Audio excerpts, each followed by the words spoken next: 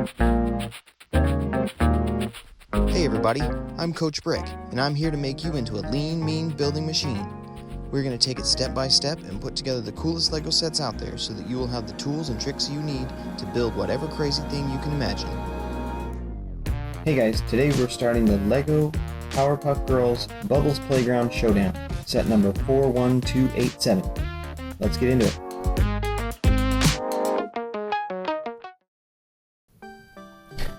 Alright guys, I don't know if you are old enough to remember this, but when I was a kid, Powerpuff Girls was brand new on TV. We used to watch it all the time. They're super cool, so I'm really excited about this set.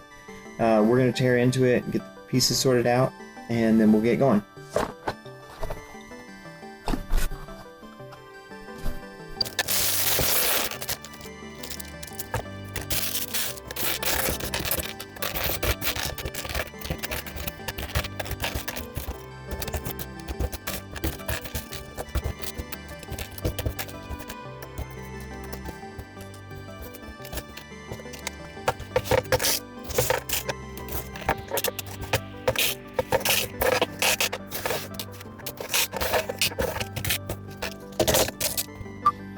Alright guys, so first we're going to start out by putting together our Bubbles minifigure. As you can see, she has this custom molded head. You know, they have that big bubbly head shape, so it's going to be a little different than the normal minifig head.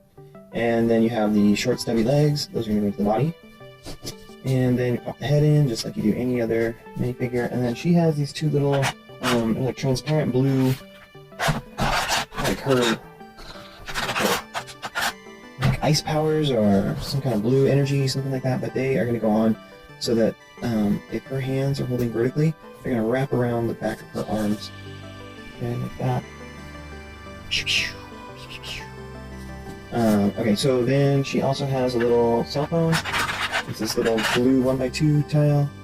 And then there's also this little guy, Octi, or Octi, how do you pronounce it? Anyway, you want to get this little purple ball with a face on it, and then this little, it's like a missile tail fin piece, and you're going to put a little head on there, and that's going to be like the little octopus guy. Okay, so with that together, these, I guess, these launch off if you push on the side. Okay, if you push on the side of these things, they are supposed to they shoot off. That's pretty cool, actually. I've never seen that before.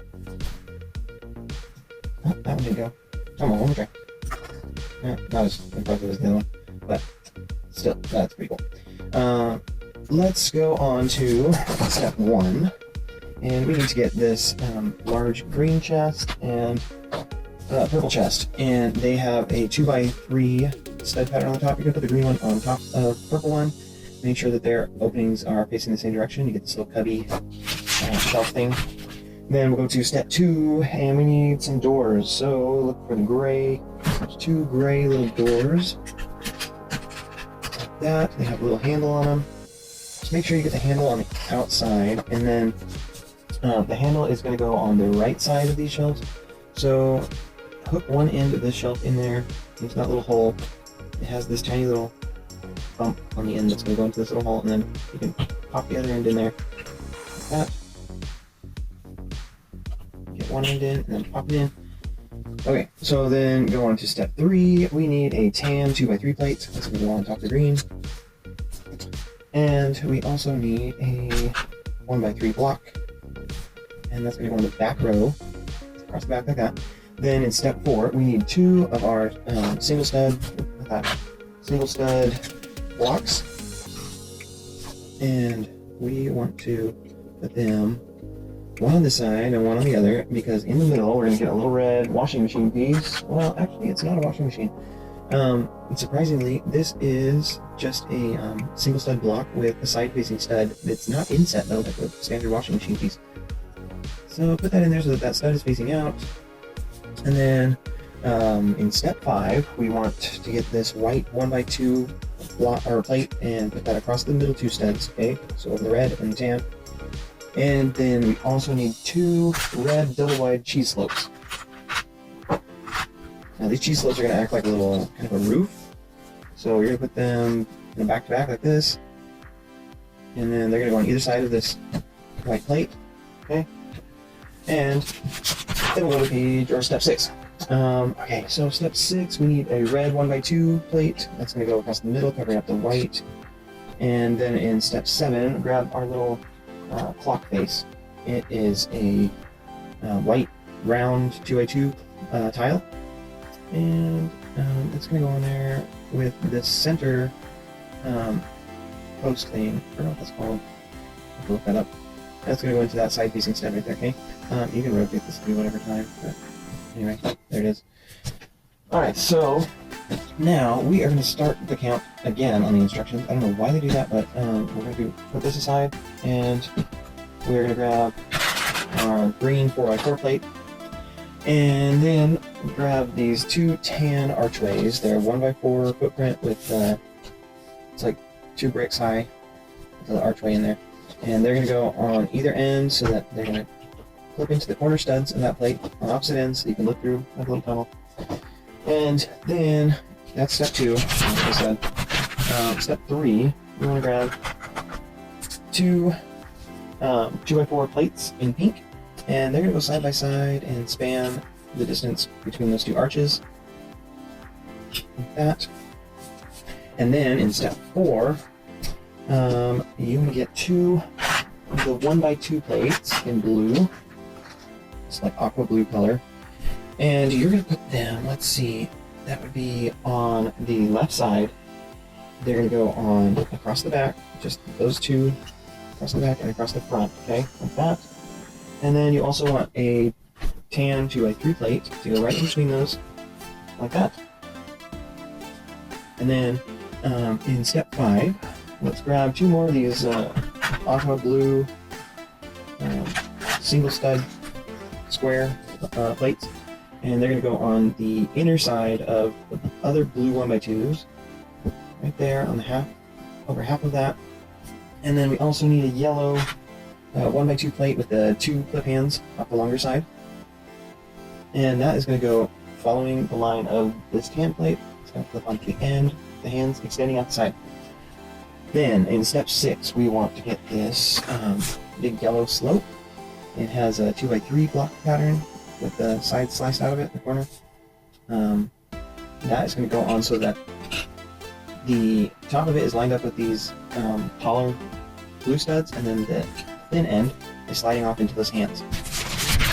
Now, step 7, we want these 2 yellow kind of half arch looking pieces, like that, and they're going to go on either side of this yellow slope, and the lower anti-stud is going to go down onto the pink, and the upper anti-stud here is going to go on top of that blue.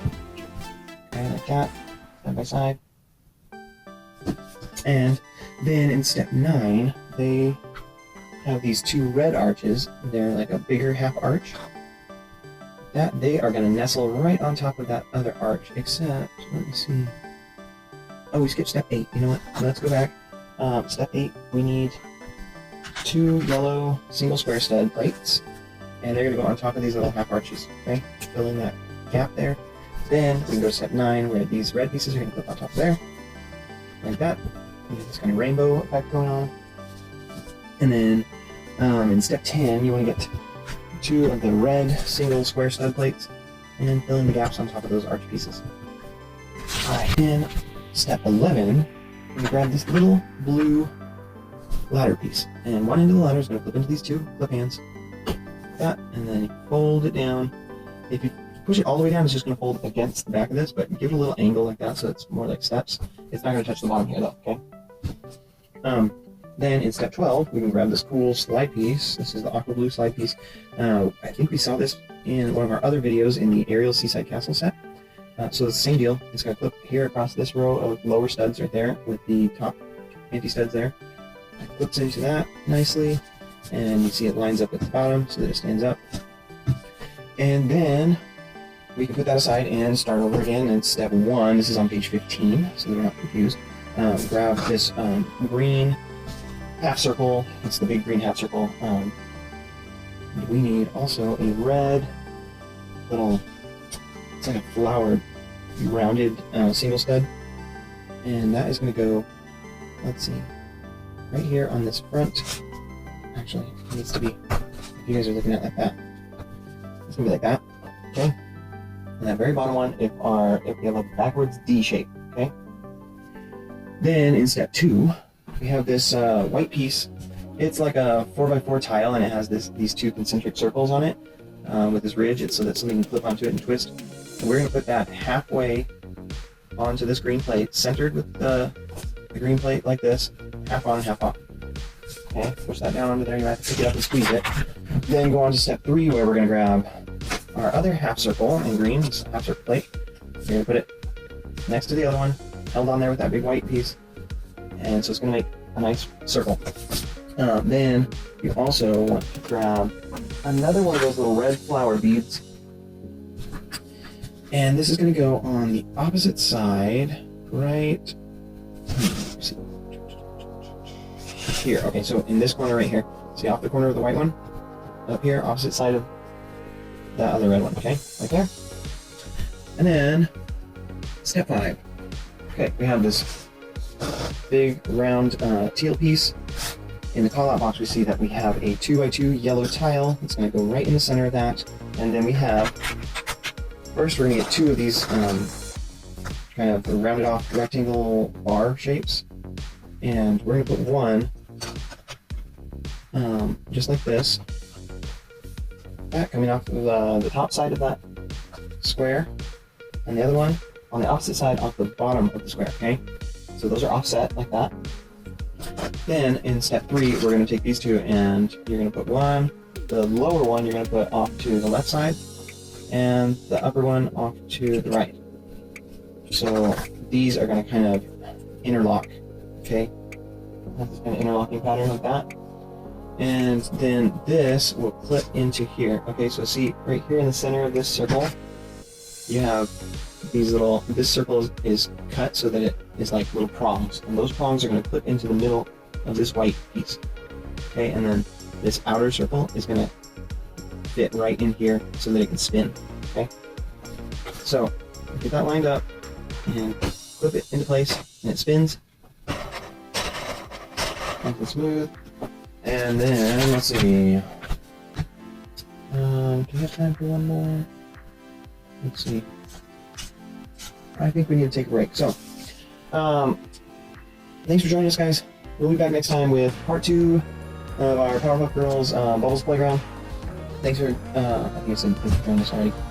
Please give us a like and subscribe if you feel so inclined, and share with your friends. And we'll see you later.